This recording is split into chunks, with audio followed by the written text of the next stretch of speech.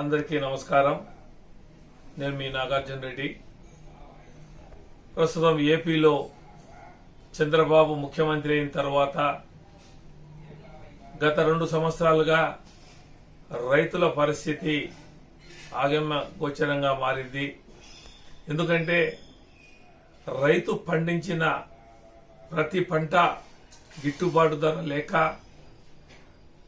పండిన పంటకు మార్కెట్ లేక తక్కువ రేటుకే అమ్ముకునే పరిస్థితి ఏర్పడింది. మరి రైతు అప్పుల్లో కూరుకుపోవడం కూడా జరిగింది.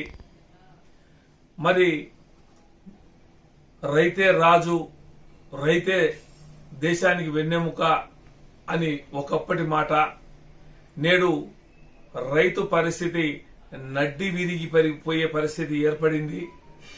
ఎందుకంటే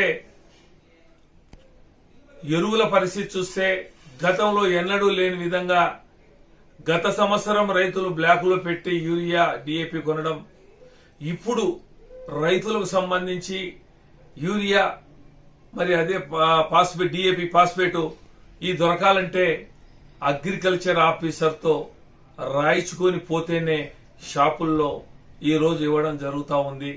అవి కూడా ఆన్లైన్ లో ఉన్నటువంటి భూములకు మాత్రమే అందుతా ఉంది. చాలా భూములు 22A కింద పడడం, వాళ్ళకు ఆన్లైన్ లో కాకపోవడం, మరి పైరు వేస్తామంటే పైరుకు వేసేదానికి డిఏపి గాని, ఫాస్ఫేట్ గాని, యూరియా గాని ఏది కూడా దొరక్కపోవడం, మరి ఇవన్నీ కూడా గతంలో ఎన్నడూ చూడలే. మరి ఈ రోజు రైతు పరిస్థితి చూస్తే చాలా దారుణమైనటువంటి పరిస్థితి ఉంది. చంద్రబాబు గారు ఎలక్షన్లకు ముందు అన్నదాత సుఖీభవ అని చెప్పి ప్రతి రైతుకు పంటలు వేసే ముందే కేంద్ర ప్రభుత్వ నిధులతో కాకుండా, కేంద్రం ఇచ్చేది కాకుండా మేము ప్రతి సంవత్సరము ప్రతి రైతుకు 20,000 రూపాయలు ఇస్తామని చెప్పి చెప్పడం జరిగింది. మరి చెప్పడమే కానీ మొదటి సంవత్సరం పూర్తిగా ఏ ఒక్కరికి ఇవ్వలేదు. మరి తర్వాత సంవత్సరం, 2వ సంవత్సరంలో రైతులకు సంబంధించి అన్నదాత సుఖీభవకు కేవలం 14,000 రూపాయలు మాత్రమే ఇవ్వడం, అది కూడా దాదాపు 7 లక్షల మంది రైతులకు ఇవ్వకపోవడం.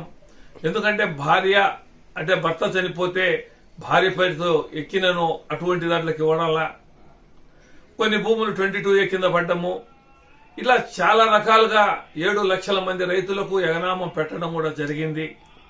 మరి ఈ ప్రభుత్వం వచ్చిన ఈ 2 సంవత్సరాల్లో కొత్తగా ఏ ఒక్క రైతును కూడా ఇంక్లూడ్ చేయకుండా గతంలో ఉన్నటువంటి వాళ్ళకే చేయడం జరిగింది. ఇప్పుడు ప్రస్తుతం ఆన్లైన్ లో ఎక్కినటువంటి రైతులకు ఏ ఒక్కరికి కూడా మరి అన్నదాత సుఖీభవ అనేది లేకుండా పోయింది. మరి అదే విధంగా ఇన్పుట్ సబ్సిడీ అయితేనేమి, మళ్ళీ పంటల బీమా, ఉచిత బీమా అయితేనేమి, ఇవి ఇస్తానని చెప్పేసి దానికి కూడా తిలోదకాలు పెట్టడం కూడా జరిగింది. మరి గత ప్రభుత్వంలో జగన్మోహన్ రెడ్డి గారు రైతులకు సంబంధించి రైతు భరోసా కేంద్రాల ద్వారా మరి ఆయన మనందరికీ కూడా, రైతులందరికీ కూడా రైతు భరోసా ద్వారా సూచనలు, సలహాలు, మందులు, ఎరువులు ఇవ్వడమే కాక ఏ పంట అయితే గిట్టుబాటు ధర లేదో దానికి కూడా రైతు భరోసా కేంద్రాల ద్వారా కొనుగోలు చేయడం కూడా జరుగుతూ ఉండేది. మరి ఈనాటి పరిస్థితి చూస్తే ఇదే విధంగా కొనసాగితే రైతులు క్రాప్ హాలిడే ప్రకటించే పరిస్థితి ఉంది. ఎందుకంటే పంట వేయాలనుకున్నా కూడా వేసిన పంట సక్రమంగా వస్తుందా లేదా, గత సంవత్సరం తీరా కోతలు కోసేటప్పుడు భారీ వర్షాలతో అంతా వరి అంతా పడిపోయి కులిపోవడం జరిగింది. ఆ తడిసిన ధాన్యాన్ని ఎవరు కూడా కొనుగోలు చేయగా 1,000-1,200 రూపాయలకు అమ్ముకోవడం కూడా జరిగింది. దానివల్ల కూడా రైతులు అప్పుల పాలు కావడం కూడా జరిగింది. మరి రైతు భరోసా ద్వారా గత ప్రభుత్వం జగనన్న చెప్పిన మాట ప్రకారం 13,500 రూపాయల డబ్బులు రైతుల అకౌంట్లలో పడుతూ ఉండేది. మరి కొత్తగా ఆన్లైన్ ఎక్కినటువంటి వాళ్ళకు కానీ, భర్త చచ్చిపోతే భార్య పేరుతో ఉండేటువంటి వాళ్ళకు కానీ వెంటనే వాళ్ళందరినీ కూడా ఎక్కించి ప్రతి సంవత్సరం కూడా వాళ్ళను నమోదు చేస్తూ ఉండేది. మరి ఈనాటి పరిస్థితి చూసాం. రైతు పండించిన ప్రతి పంటకు గిట్టుబాటు ధర లేదు. గతంలో దివంగత ముఖ్యమంత్రి రాజశేఖర రెడ్డి గారు అనేవారు, చంద్రబాబు కరువు రెండు కూడా కమల పిల్లలు, వాళ్ళిద్దరూ కూడా ఒకటే అని చెప్పేసి అని చెప్పడం జరిగింది.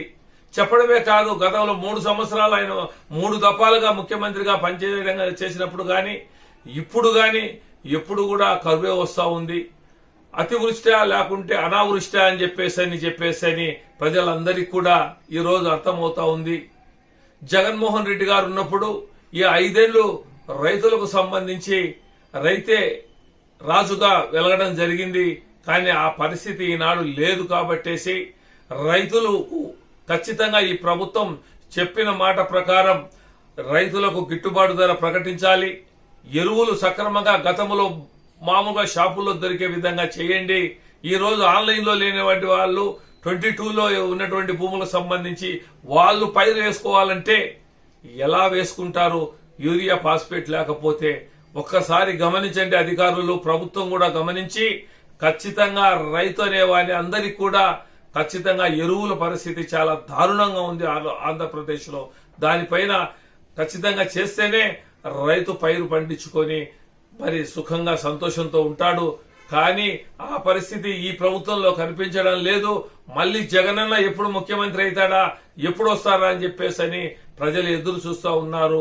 కాబట్టేసి ఈ మధ్యనే జగన్ గారు పొగాకు దానిపైన అక్కడ ఉన్నటువంటి రైతుల దగ్గరికి పోతే అక్కడ కూడా ఆయన పోయి వచ్చిన తర్వాత 15 రూపాయలు కేజీకి పెంచడం కూడా జరిగింది. కాబట్టేసి రైతును పట్టించుకొని ప్రభుత్వం ఏ ప్రభుత్వం కూడా మనగజాలదు. కాబట్టేసి రైతు మళ్లీ సుఖంగా సంతోషంగా ఉండాలంటే రైతుకు సంబంధించినటువంటి ఎరువులు, మందులు, మరి విత్తనాలు అన్ని కూడా ప్రభుత్వం సప్లై చేయాలి సబ్సిడీతో అని చెప్పేసి నేను తెలియజేసుకుంటూ, మరి నాగార్జున రెడ్డిగా మాజీ ప్రభుత్వ సలహాదారునిగా నేను తెలియజేస్తూ సెలవు తీసుకుంటున్నాను. నమస్తే, జై హింద్.